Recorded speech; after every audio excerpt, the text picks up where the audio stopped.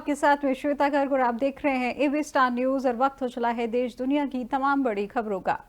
संसद के शीतकालीन सत्र का बुधवार को 7वां दिन है, जहां राज्यसभा में विपक्ष ने किसान मुद्दे पर हंगामा किया। विपक्षी नेताओं ने किसान विरोधी ये सरकार नहीं चलेगी के नारे भी लगाए। कई नेता वेल में चले आए, जहां इस पर सभापति जगदीप धनखड़ ने नाराजगी जताई। उन्होंने खड़े होकर विपक्षी नेताओं को डांटा। वहीं धनखड़ ने कहा कि ये नारेबाजी और घड़ियाली आंसू यहां नहीं चलेंगे।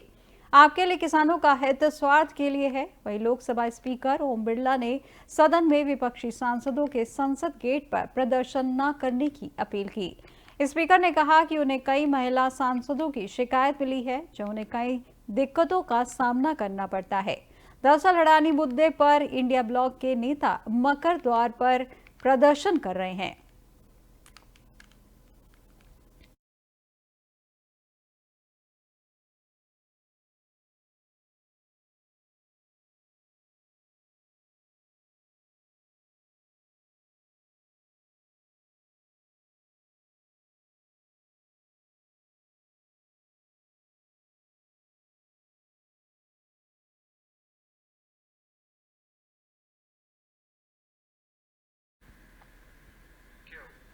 महाराष्ट्र में मुख्यमंत्री को लेकर जारी सस्पेंस पर आज विराम लग जाएगा, जहां भारतीय जनता पार्टी विधायक दल की महत्वपूर्ण बैठक में देवेंद्र फडणवीस को नेता चुना गया।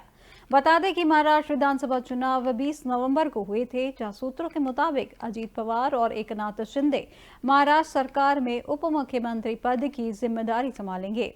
इसी के साथ देवेंद्र फडणवीस महाराष्ट्र के नए मुख्यमंत्री होंगे, जहां देवेंद्र फडणवीस 5 दिसंबर को महाराष्ट्र के सीएम पद की शपथ लेंगे। भाजपा कोर कमेटी की बैठक में उनके नाम को अंतिम रूप दिया गया है, जहां महाराष्ट्र भाजपा विधायक दल की बैठक मुंबई में शुरू हो गई है। राज्य के लिए पार्टी के केंद्रीय पर्यवेक्षक, केंद्रीय मंत्री निर्मला सीतारमण और गुजरात के पूर्व मुख्यमंत्री विजय रूपाणी बैठक में मौजूद रहे।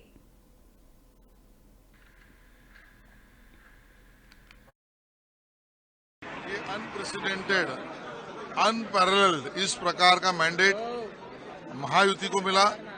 एकनाथ जी के नेतृत्व में शिवसेना की भी सीटें बहुत अच्छी तरीके से बढ़ी।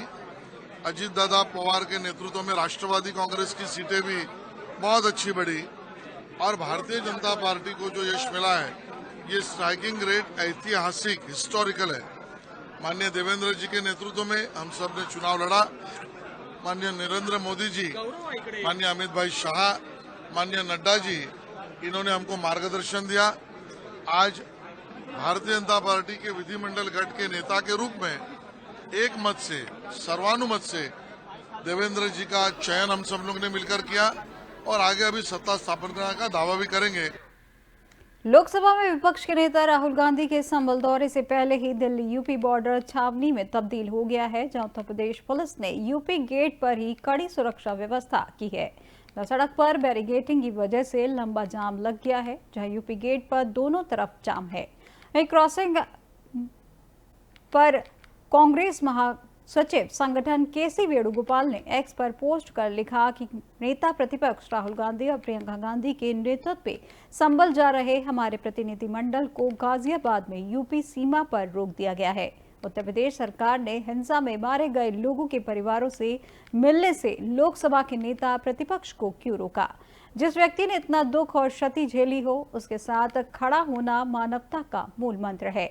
राहुल का नारा रहा है कि नफरत के बाजार में मोहब्बत की दुकान, और जब सत्ताधारी शासन ने नफरत का माहौल बना दिया है, तो विपक्ष के तौर पर हमारा कर्तव्य है कि हम करुणा, सहानुभूति और प्रेम लाए। हम अपने देश में शांति और सांप्रदायिक सद्भाव के हित में पीड़ित परिवारों से मिलने के लिए दृढ़ हैं। यूपी सरकार को प्रतिनिधिमंडल को संभल जाने की अनुमति देनी चाहिए। बता दें कि दिल्ली गाजीपुर बॉर्डर पर पहुंचे राहुल गांधी के काफिले को रोक दिया गया है, जिसके बाद पुलिस अधिकारियों ने राहुल गांधी से बातचीत की। फिलहाल राहुल गांधी अपने काफिले के साथ यूपी गेट पर ही और कांग्रेस कार्यकर्ताओं का हंगामा जारी है। देखिए, जो संभल में हुआ है वो गलत है। राहुल जी नेता प्रतिपक्ष हैं, उनके संवैधानिक अधिकार होते हैं, वो बाकी लोगों से अलग होते हैं, उनको रोका नहीं जा सकता इस तरह से। उनका संवैधानिक पद है, संवैधानिक अधिकार है कि उनको अलाउ किया जाए कि वो पीड़ितों से मिलने जाएं।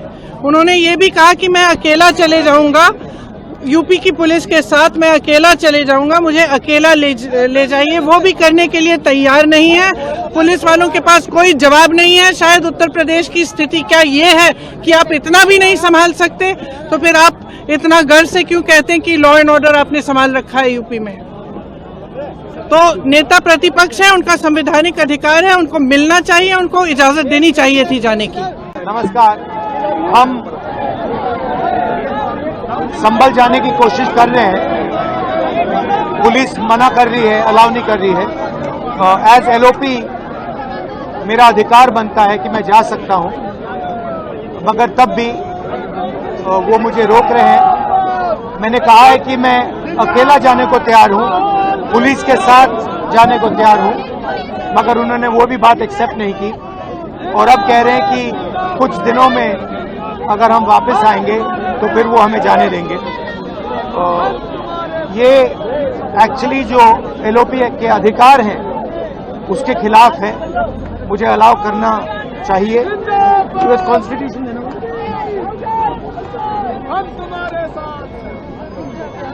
ये कॉन्स्टिट्यूशन के खिलाफ है।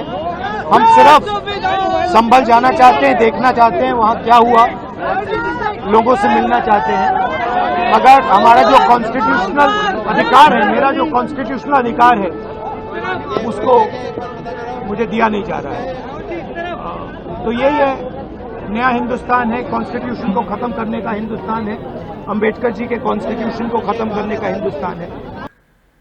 पंजाब के अमृतसर में शिरोमणि अकाली दल के अध्यक्ष सुखबीर बादल पर हमला किया गया है, जहां स्वर्ण मंदिर में उन पर गोली चलाई गई है। हालांकि वे सही सलामत हैं। वे श्री अकाल तख्त साहिब की तरफ से दी गई धार्मिक सजा भुगतने श्री हरमंदिर साहिब पहुंचे थे, जहां पुलिस ने आरोपी नारायण सिंह चौरा को गिरफ्तार कर लिया है। सूत्रों के अनुसार हमलावर नारायण सिंह चौरा बब्बर खालसा इंटरनेशनल का आतंकवादी रहा है। यह चौरा 1994 में पाकिस्तान गया था और आतंकवाद की शुरुआती चरण के दौरान पंजाब में हथियारों और विस्फोटकों की बड़ी खेप की तस्करी में मददगार रहा है। पाकिस्तान में रहते हुए उसने कथित तौर पर गुरिल्ला युद्ध और देशद्रोही साहित्य पर एक किताब भी लिखी है। वह बुड़ैल जेल ब्रेक मामले में भी आरोपी है। नारायण इससे पहले पंजाब की जेल में सजा काट चुका है।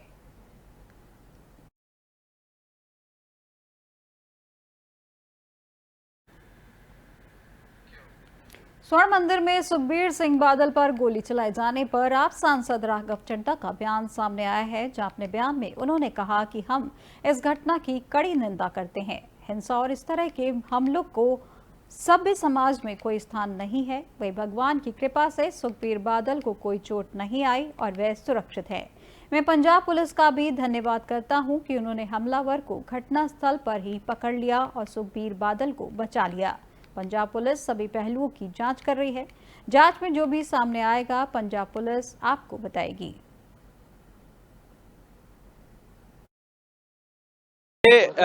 जो घटना घटी है, हम लोग उसकी कड़ी निंदा करते हैं।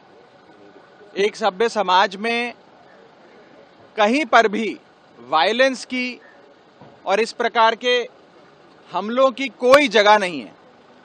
परमात्मा का शुक्र है कि सुखबीर बादल जी को खरोंच भी नहीं आई और वे बच गए।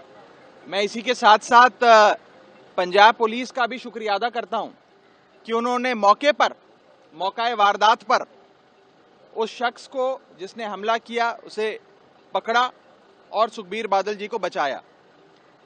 इसके तमाम पहलुओं पर पंजाब पुलिस जांच कर रही है और जांच के बाद जो भी चीजें सामने आएंगी उसके बारे में पंजाब पुलिस आपसे चर्चा करेगी। कानून व्यवस्था पर सवाल खड़े देखिए, मैंने बड़ा संवेदनशील मामला है, मैं इस पे इससे ज्यादा और कुछ नहीं कहूंगा।